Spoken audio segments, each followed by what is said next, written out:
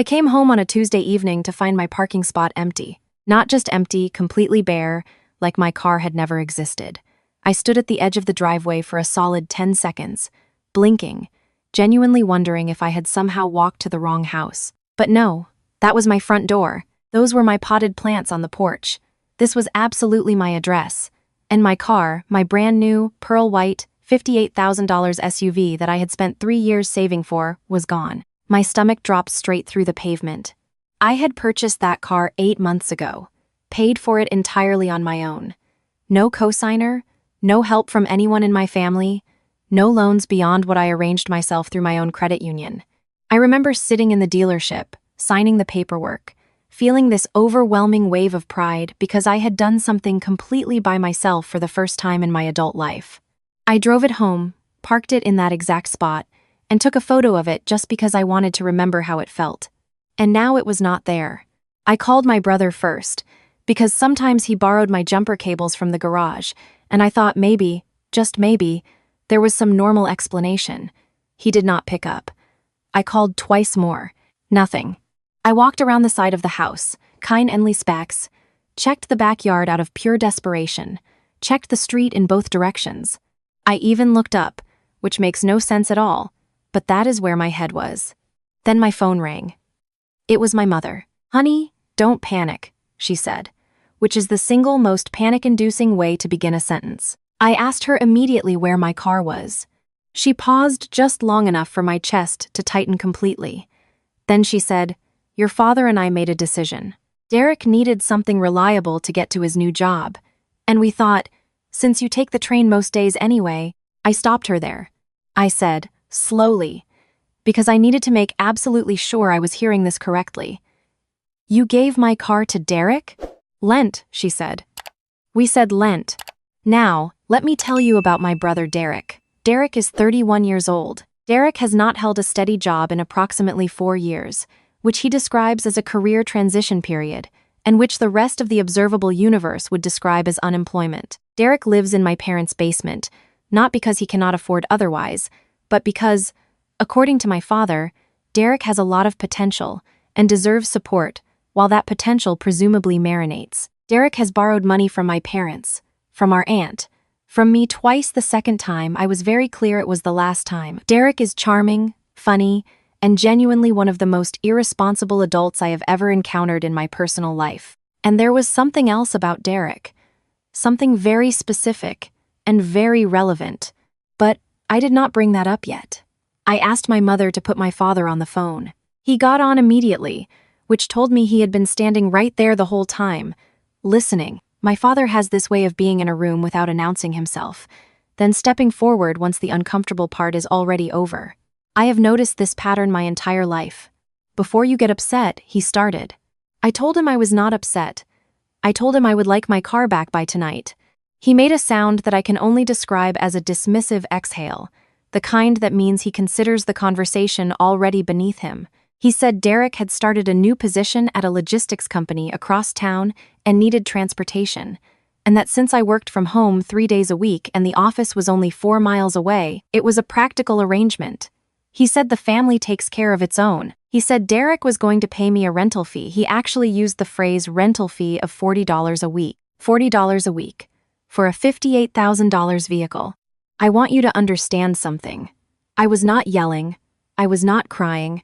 I was sitting on my front porch steps in my work clothes, speaking in a completely level voice, because I had learned a long time ago that losing my composure around my father gives him exactly what he needs to reframe me as irrational and dismiss everything I say. So I kept my voice steady, and I said that the car was mine, purchased with my money, titled in my name, insured under my policy, and that it was not available for Derek or anyone else to use without my explicit permission, which I had not given. My father said, "You're being selfish."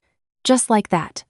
Flat, certain, like it was a fact about the weather. He said that I had always had more than Derek, that I had advantages Derek did not, that a good sister would want to help her brother get on his feet. He said I should be grateful I was in a position to help. He said that my car sitting in a driveway unused for 8 hours a day while Derek had no way to get to work was wasteful, and that the family expected me to be reasonable about this. I let him finish. I waited a full 2 seconds after he stopped talking. Then I asked, very quietly, "Does Derek still have that suspended license?" Complete silence. Derek had his license suspended 14 months ago. A DUI, his second one. The first had happened when he was 26, and my parents had quietly handled it, paid the fines, gotten him a lawyer, and told the rest of the family it was a misunderstanding involving medication. The second one was harder to spin. He blew nearly twice the legal limit. His license was suspended for 18 months, and he was required to complete a substance abuse program, which, as far as I knew, he had only partially finished. I knew this because Derek had called me 3 months ago, crying, asking if I could drive him to one of his mandatory check-in appointments because he was embarrassed to ask our parents. I had taken half a day off work to do it. I had sat in the parking lot for an hour waiting for him. I had driven him home and not said a word about it to anyone. Derek's license was not just suspended, it was suspended specifically due to impaired driving, and now he was operating a vehicle on a public road. Not just any vehicle. My vehicle. My vehicle, which was insured under my name and my policy. My policy that covered me as the primary driver and did not extend coverage to unlicensed operators. My vehicle that I was now legally and financially responsible for if Derek caused an accident. My father said nothing for 4, maybe 5 seconds. Then he said, very carefully, "That's almost cleared up." I said, "Almost isn't cleared up." He shifted tactics immediately. He said I was blowing this out of proportion.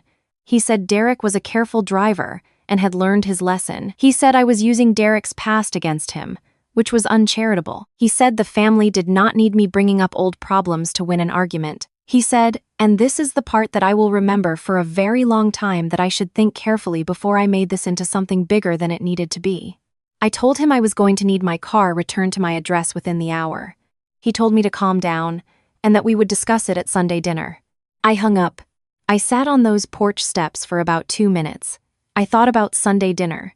I thought about how many times in my life I had shown up to Sunday dinner and left feeling smaller than when I arrived. I thought about the time I got a scholarship for college, and my mother's first comment was that Derek must be so disappointed he had not gotten one. I thought about the time I bought this house, at 29, on my own, and my father's response was to ask if I had considered co-buying something bigger with Derek, so he could build equity too. I thought about every conversation I had ever had with my parents where my accomplishments were immediately converted into resources Derek was somehow owed. And then I stopped thinking about all of that, because none of it was actually relevant to what I needed to do right now.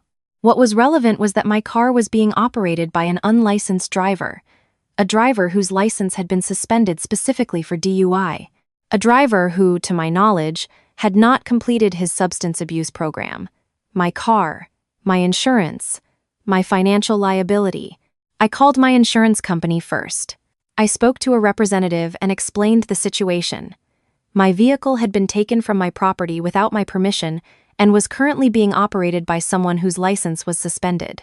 I asked what my exposure was if that person caused an accident. She put me on hold for 3 minutes and came back and told me clearly that because the driver was unlicensed and I had not authorized the use, my coverage situation was complicated and I needed to file a report immediately to protect myself. She walked me through exactly what to say. I thanked her, ended the call, and dialed 911. I told them my vehicle had been taken from my property without my authorization. I gave them my address, the make, model, color, and plate number. I told them the vehicle was likely being operated by my brother, and I gave them his name. And then, because I am not going to pretend this part was not deliberate, I mentioned that my brother had a currently suspended license due to a prior DUI conviction, and that based on my knowledge his suspension had not yet been lifted. The dispatcher was calm and professional. She told me an officer would be in contact. While I was waiting, my phone rang 4 times. My mother. I did not answer. Then my father. I did not answer. Then a number I did not recognize, which I also did not answer. Then my brother. I answered for my brother. Derek said, "What did you do?" I said, "I reported my stolen vehicle." He said it was not stolen. He said Dad gave him permission. He said I was ruining his first week at a new job. He said I was always doing this, always making things about me, always holding his past over his head. His voice was escalating quickly. moving through indignation into something that sounded genuinely panicked. And I noticed that beneath the panic there was no actual denial of anything I had reported. He did not say my license is fine. He did not say I'm allowed to drive. He did not say anything that would suggest I had gotten a single fact wrong. I said, "Derek, I need you to drive my car back to my address and park it in my driveway. That's the only conversation I'm interested in having right now." He said Dad was going to be furious. I said that was between him and Dad. He said I was destroying the family. I said the car needed to be back at my address. He hung up. 22 minutes later, a police cruiser pulled up outside my house. I met the officer on the sidewalk, showed him my registration and title, explained the situation clearly and without any editorializing about the family dynamics. He asked a few questions, took down the information, and told me they would locate the vehicle. He also made a note and said this quite matter-of-factly, without any particular drama, that operating a vehicle with a suspended license was a criminal offense regardless of who gave permission to use it, and that the situation would be handled accordingly. He was at my house for maybe 15 minutes. 40 minutes after that, Derek drove my car back to my driveway. There was a second police car behind him. I watched from my front window. I did not go outside immediately. I waited until I saw Derek standing on the sidewalk talking to the officer, his body language small and tight, before I came out to collect my keys. Derek looked at me with an expression I had never seen on him before. Not anger exactly. Something more complicated: embarrassment, mixed with the particular shock of someone who genuinely did not believe there would be consequences until the consequences were standing right in front of him in the form of a police report. He said, quietly, "I can't believe you actually called." I took my keys. I checked the car, physically walked around it, checked the interior, checked the mileage. Then I looked at him and said, "I can't believe you actually drove it." I went back inside. Within the hour, my parents called 11 times between them. I did not answer any of those calls. I made myself dinner, fed my cat, and watched television. At some point in the evening, I received a voicemail from my father that was 4 minutes long, which I listened to once and then deleted. The general content involved words like ungrateful, nuclear option, tearing this family apart, and, remarkably, after everything we've done for you, which I found interesting, given that the specific thing they had done for me most recently was give my property to someone else without asking. My mother sent a text that said, "I hope you're happy." I thought about that message for a while. I thought about whether I was happy, and I realized that happy was not quite the right word. What I felt was clear. I felt like the version of myself who would have spent the next 2 weeks managing everyone else's feelings about this, apologizing for inconveniencing the situation with my own legitimate anger, showing up to Sunday dinner, and being pleasant, and pretending that version had simply stepped aside. What I felt was done. 3 days later, I received a formal notice from my insurance company confirming that I had protected my liability by reporting the unauthorized use. Derek, I later found out from my aunt, had to appear before his license reinstatement hearing and explain why he had been documented operating a vehicle while suspended. That set his timeline back considerably. He did not get the logistics job. I do not know if that was related. My parents did not speak to me for almost 3 weeks. My mother broke first, calling on a Saturday morning with a version of an apology that was mostly a description of how hard this had all been on her. I listened, said I understood, and told her I needed her and my father to understand one clear thing going forward. My finances and my property were not family resources, not available for redistribution, not subject to group decision-making. Mine. She said I was being very cold about it. I said I was being very clear about it. My father has not called me since, which I genuinely expected and which I am making my peace with. My relationship with Derek is something I am still figuring out. I do not hate him.